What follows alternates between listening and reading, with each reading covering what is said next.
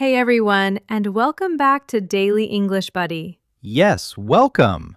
This is your cozy little place to hang out, relax, and improve your English through real, everyday conversations. I'm Alex. And I'm Justine. If you are learning English, especially around the B1 or B2 level, you are in the perfect place. We speak naturally, just like friends, so you do not need to stress about catching every single word. Just listen to the flow of the conversation, pick up some new phrases, and hopefully laugh a little bit with us. That is exactly the goal. We want to make English feel completely natural for you. Oh, and real quick, before we introduce today's highly relatable topic, we want to gently remind you that we have a free PDF study guide for this exact episode. It has all the key vocabulary, the idioms we use today, and a fun little quiz to help you remember everything. The link is right down in the description, so you can easily check it out later. Perfect. So, Alex, today's topic. We are talking about an activity that some people absolutely love and other people completely hate. It connects to our recent episodes on traveling and managing money. Today, we are talking about shopping for clothes. Oh wow, shopping for clothes, yes. It sounds so simple, right? You walk into a store, you pick a shirt, you pay, and you leave. But in reality, it is a psychological test of your patience. And if you are doing it in a foreign language, it can be absolutely terrifying. Exactly. There are so many things that can go wrong. You have to deal with pushy sales assistants, confusing sizes, returning items, and the absolute worst place on earth, the changing room. Oh, the changing room, or as some people call it, the fitting room.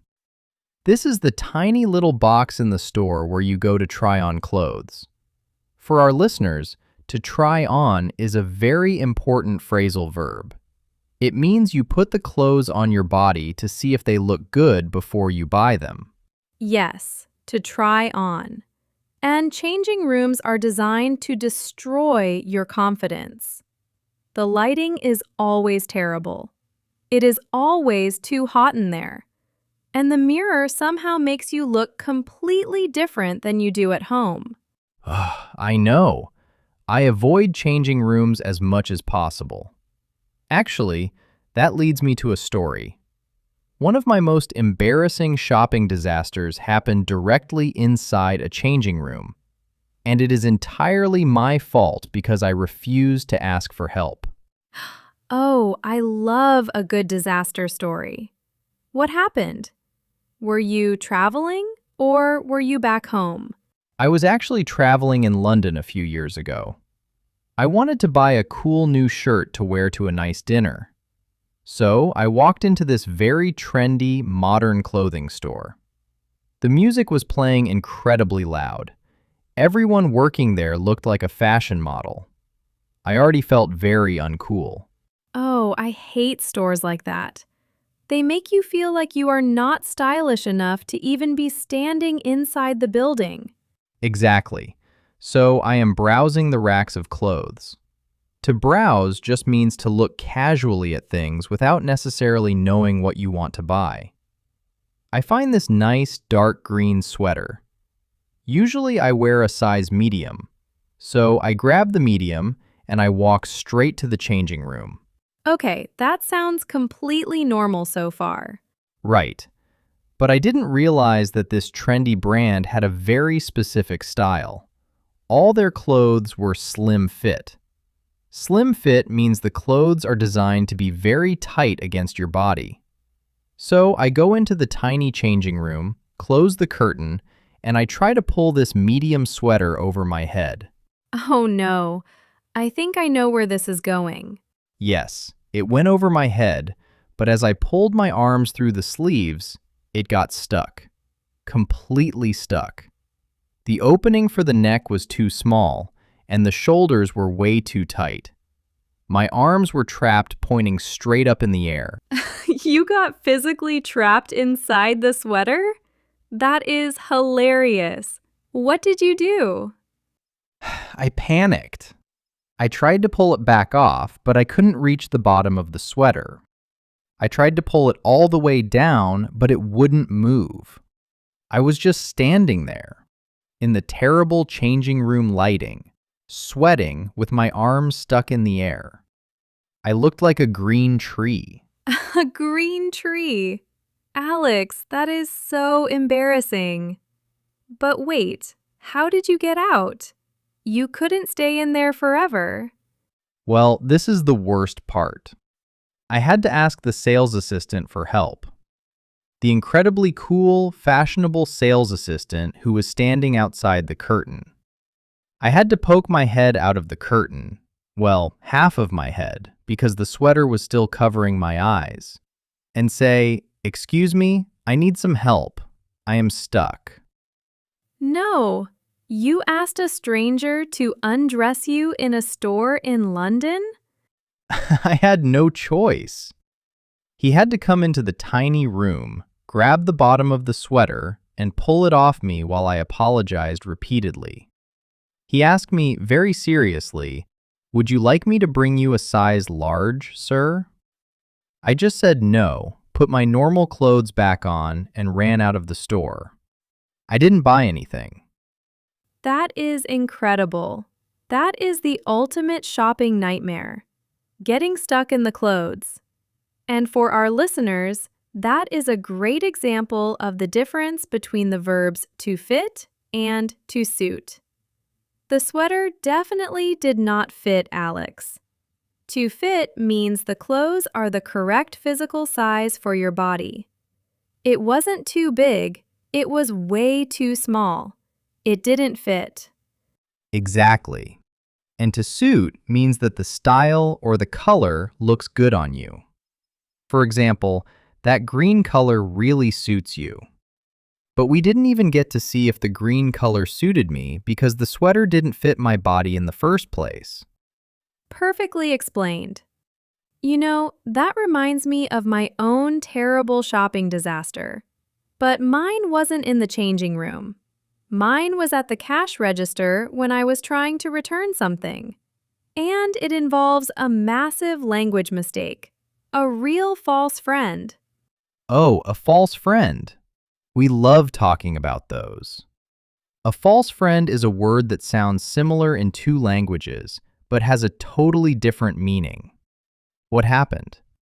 So, when I first moved to the UK for a university exchange program, my English was okay, but I still made a lot of vocabulary mistakes when I was nervous. I bought this beautiful wool coat from a department store, but when I wore it outside, I realized it was incredibly itchy. It was driving me crazy. Ugh, an itchy wool coat is the worst. You can't focus on anything else. Exactly. So I decided I needed to return it. To return an item means you take it back to the store to get your money back, which is called a refund. Now, in English, to get a refund, you must have the little piece of paper that proves you bought the item. Alex, what is that piece of paper called? That very important piece of paper is called a receipt, spelled RECEIPT. The P is completely silent. Receipt. Yes, a receipt. But in many European languages, like French or Spanish or German, the word for a cooking formula, like instructions for baking a cake, sounds very similar to the English word receipt. In English, instructions for cooking are called a recipe. Oh no, Justine, did you confuse receipt and recipe at the store? I did. I walked up to the sales assistant. I put the heavy wool coat on the counter. I looked her right in the eye, feeling very confident in my English. And I said, "Hello, I would like to return this coat, please. And do not worry, I brought the recipe. You brought the recipe. Like you were going to bake the coat in an oven. Yes, the sales assistant looked so confused. She stared at the coat, then she stared at me, and she said, I am sorry, you brought the what? And I proudly pulled the little piece of paper out of my bag, slammed it on the table, and said, the recipe. Here is the recipe for the coat. That is absolutely priceless. You gave her the cooking instructions for clothing. How did she react? She was very polite, honestly. She smiled, took the paper, and said, ah, yes, thank you for the receipt. Let me process your refund. I didn't realize my mistake until hours later when I looked the word up in a dictionary. I wanted the ground to swallow me. I felt so silly. Don't feel silly. That is a classic B1 mistake. Receipt and recipe are so easy to confuse because they look similar and they sound completely different from how they are spelled. But honestly, interacting with people in stores is so stressful, which brings up a huge debate in the modern world. Oh, the great debate. Let me guess. Shopping in a physical store versus shopping online? Yes, online shopping versus in-store shopping. Personally, I am 100% on the side of online shopping. I buy almost everything online now. It saves so much time, and I never have to get stuck in a sweater in front of a stranger.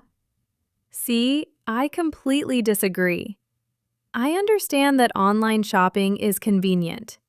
You sit on your couch, you browse on your phone, you click Add to Cart, and a few days later, a magical package arrives at your door. Exactly. It is wonderful. You can compare prices easily, you can read reviews from other customers, and the variety is endless. Yes, but here is the problem with online shopping. It is a massive gamble. A gamble is a game of chance where you can lose. When you buy clothes online, you cannot feel the fabric. You cannot see the real color in natural light. And most importantly, you cannot trust the sizes. Okay, that is fair. The sizing charts can be very confusing. Sometimes a medium in one brand is a small in another brand. Exactly. And don't even get me started on the expectations versus reality meme. Have you ever bought something online that looked amazing on the model, but when it arrived, it looked absolutely terrible on you? Yes, unfortunately, yes. I ordered a pair of jeans last winter. In the photos online, they looked perfectly tailored, very stylish.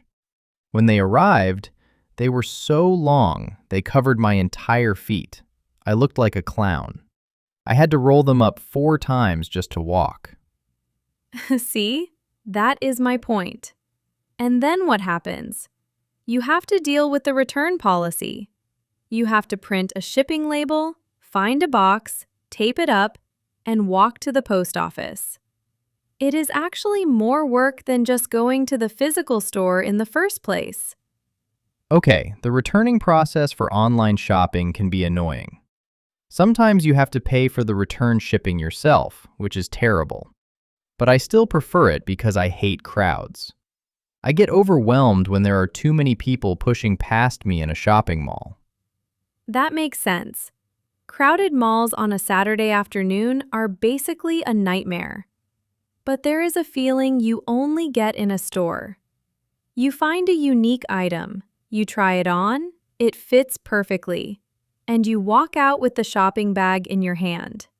It is instant gratification. You don't have to wait a week for shipping. Instant gratification is definitely nice. But honestly, as long as I know my measurements, I will take the risk of online shopping any day. I will just avoid the really cheap websites where the clothes are clearly terrible quality. Yes, avoiding fast fashion is a very good idea. Well, we clearly have different opinions on this, but that is what makes shopping interesting. Since we have covered so many great situations, let's slow things down and do our quick vocabulary recap for our listeners. Great idea. Let's look back at some of the key phrases, idioms, and vocabulary from today's shopping disasters. Let's start with the action of putting clothes on your body in a store. Right. The phrasal verb is to try on. You try on a shirt to see if you like it. And the place where you do this is called the changing room or the fitting room. For example, I took the jeans into the changing room to try them on. Next, let's talk about the two verbs that describe how clothes look on your body: to fit and to suit. To fit refers to the physical size. If a jacket is too small, it does not fit you. To suit refers to the style or the color. If you wear a beautiful blue dress and it matches your eyes, you can say, "That blue color really suits me." Perfect. Now, what about the most important piece of paper in the store, the false friend we discussed?